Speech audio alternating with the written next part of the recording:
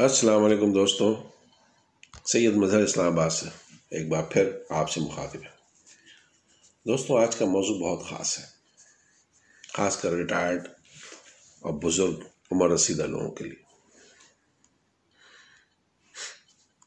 میری بزرگوں اور عمر رسیدہ لوگوں سے گزارش ہے، براہ کرم خوب بات چیت کیا کریں۔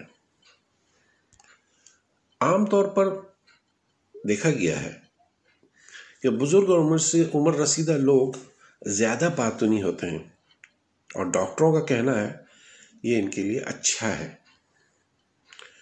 ڈاکٹرز اکثر ایسا کہتے ہیں کہ ریٹائرڈ ہونے والے بزرگ اور عمر رسیدہ لوگوں کو زیادہ بات کرنی چاہیے، کیونکہ یادداشت کی کمی کو روکنے کا فی الحال کوئی طریقہ ابھی تک ایجاد نہیں ہوا ہے۔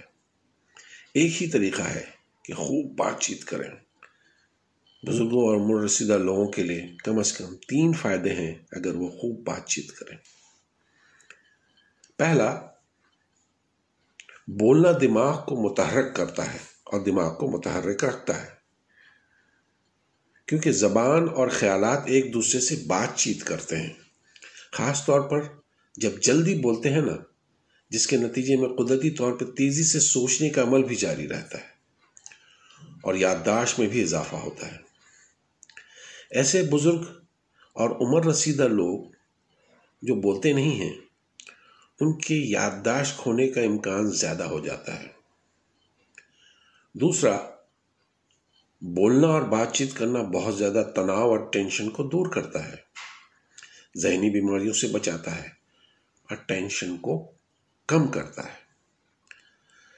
ہم اکثر کچھ نہیں کہتے، خاموش رہتے ہیں، لیکن ہم اسے اپنے دلوں میں دفن کر لیتے ہیں اور اپنا دم گھونٹ لیتے ہیں۔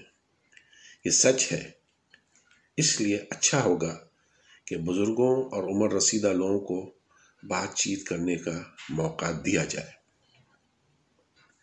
اور تیسرا کہ بولنا چہرے کے پٹھوں کو متحرک کرتا ہے، اس کے ساتھ ساتھ گلے کی ورزش ہو جاتی ہے، پھیپھڑوں کی صلاحیت کو بڑھاتا ہے، اس کے ساتھ ہی یہ آنکھوں اور کانوں کے خراب ہونے کے خطروں کو کم کرتا ہے اور چکر آنا اور مردہ پن جیسے پوشیدہ خطرات کو کم کرتا ہے۔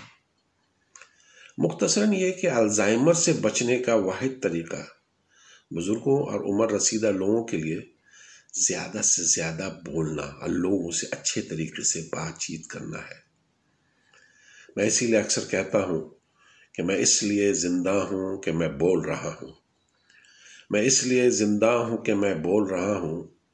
دنیا کسی گونگے کی کہانی نہیں لکھتی۔ بہت شکریہ میرے دوستوں، السلام علیکم ورحمۃ اللہ وبرکاتہ۔